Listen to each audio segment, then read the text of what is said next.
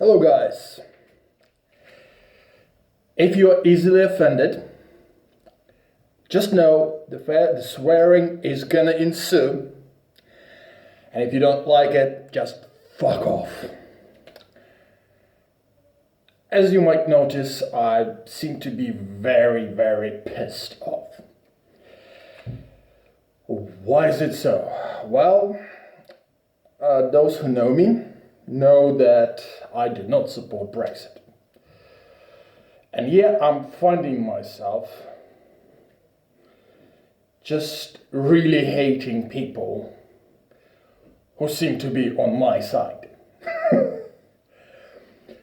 Today I'm gonna do a short video about a recent subject which keeps on popping up in my general story life, which is people talking about how British people do not like working on the farms, how 50,000 people applied for the jobs on the British farms and then only 100 or 212 have actually said more or less yes to the job.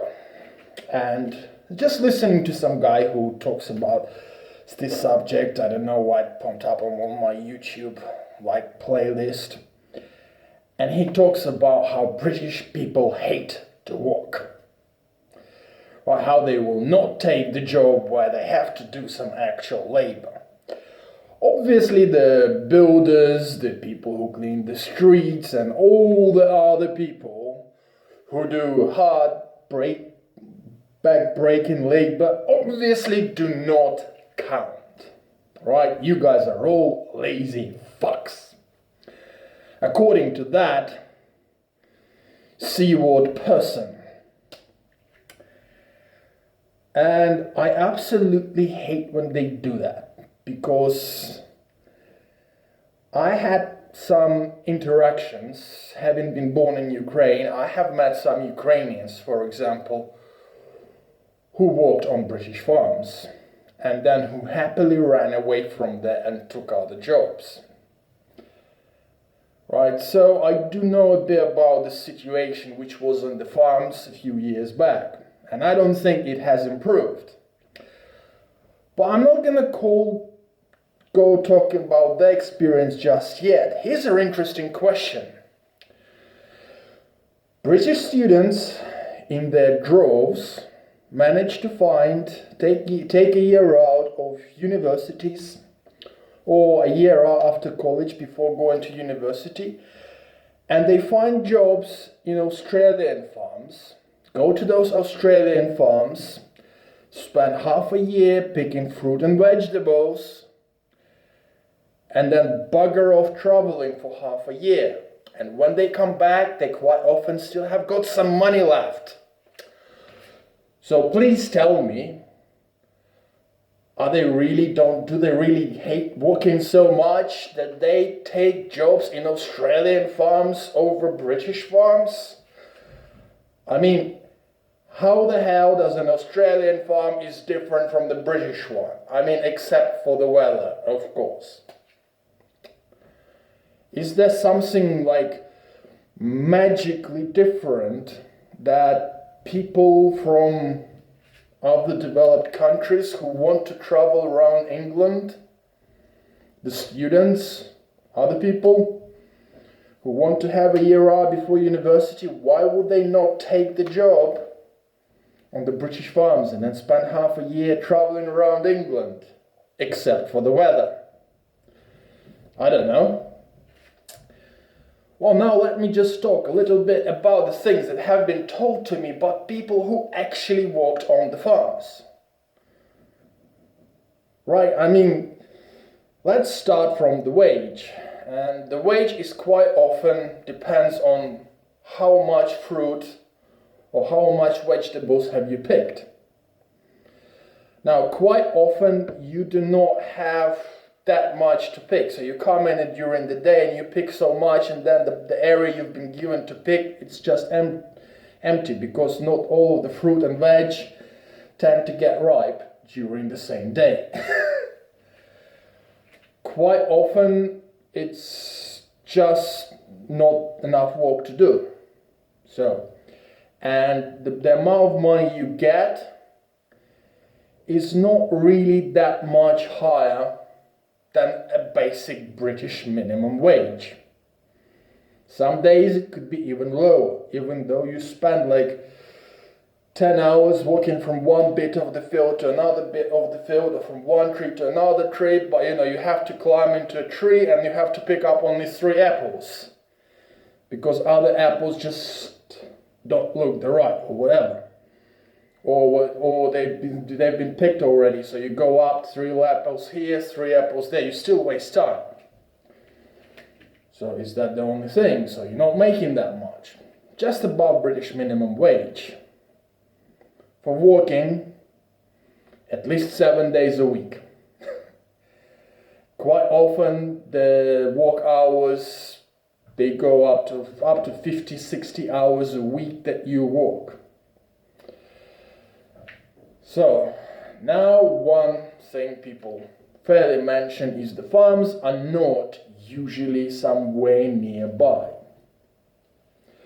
So you have a minimum wage.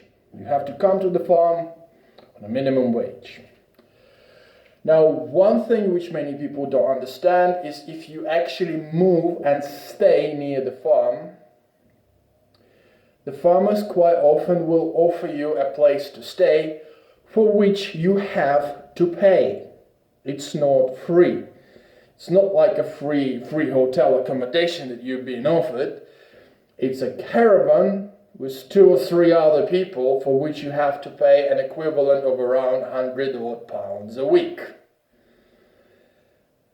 With so many working hours, you do not really have time to go to the shop and buy the cheap stuff you would buy in the city. So, it costs you more to buy food. So by the time you come out, you end up with a profit of, let's say, if you're careful, you don't waste money, let's say maybe £500 a month.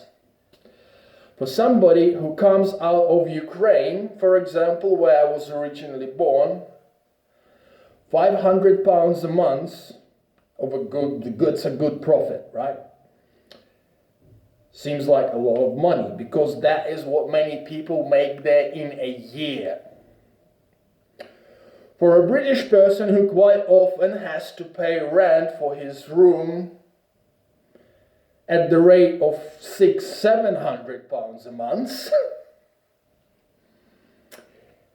going to the farm and coming back from there after a month's labor with money which is not even enough to cover their rent, just does not make any fucking sense.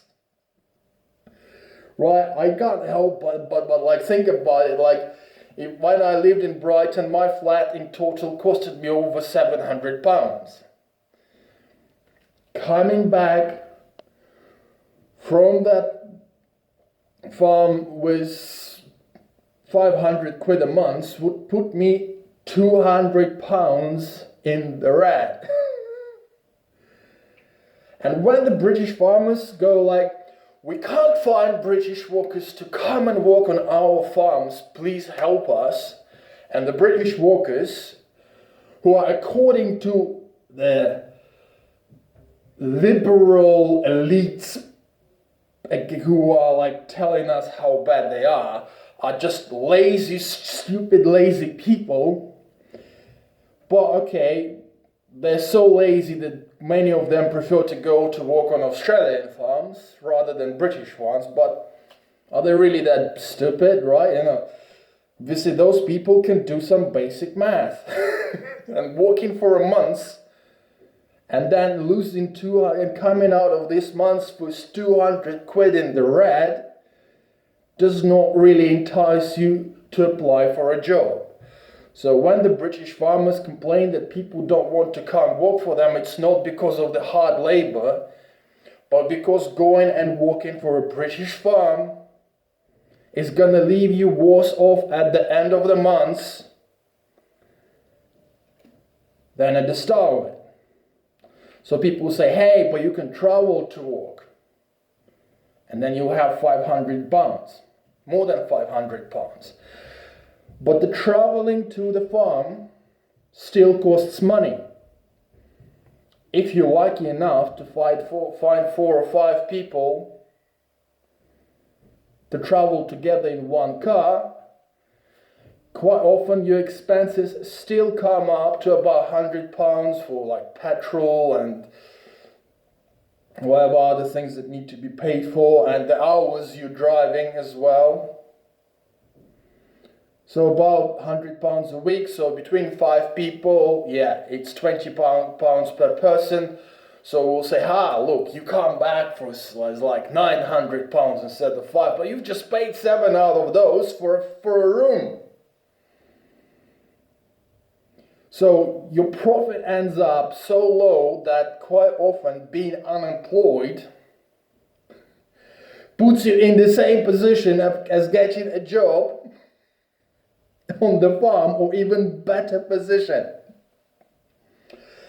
So when somebody tells us how horrible British people are for not taking the jobs on the farm, I tell you people, go fuck yourselves, you C-word people. Right? People don't take jobs on the farms because the jobs just don't pay enough. They don't give enough incentive to work, and the overall systematic situation in UK is such that staying unemployed is quite often more profitable than getting a full-time fucking job. And the fact that the government doesn't do anything about this, except saying, we'll just raise the minimum wage, with which the rent goes up, the heating goes up, other bills go up, to the point where staying unemployed is once again more profitable than getting a full-time job, let alone getting a job on a farm some 100 miles away from your home. I should say that probably something's wrong, but not even with the farmers who are trying to do their best, but with the country in general.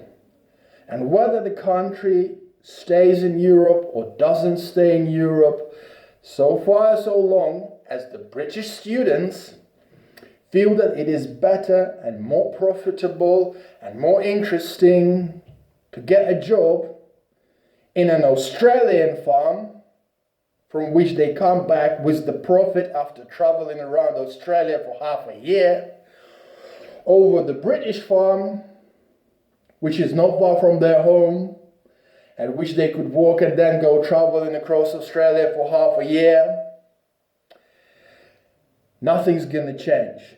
Whether UK stays in Europe or whether UK doesn't stay in Europe, right? As long as the only people who can afford to work in the farms are the people who come from the countries where £500 is somebody's yearly income.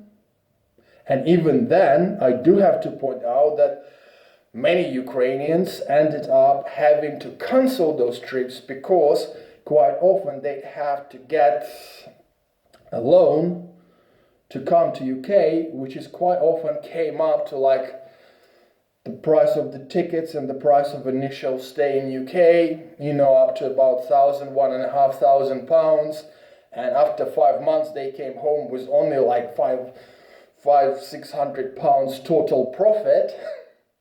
Many of them started cancelling those trips. They stopped coming to UK and started going more to other nearby places. When even people from Ukraine kind of ended up saying, hey, you know what, it's kind of not profitable enough already. We have to look at way other points before blaming British people for not liking to work. Because everybody I met in Britain generally enjoyed work, liked doing work. They did not enjoy staying on the dole, but had to admit that staying on the dole, getting the unemployment money, was often a better option than getting a full-time job. Things need to change, but It's not the people that need to change. It's the laws, the rules, the controls, whatever, right? It's whoever blames British people, they're full of shit and they should just shut the fuck up. Thank you very much, guys.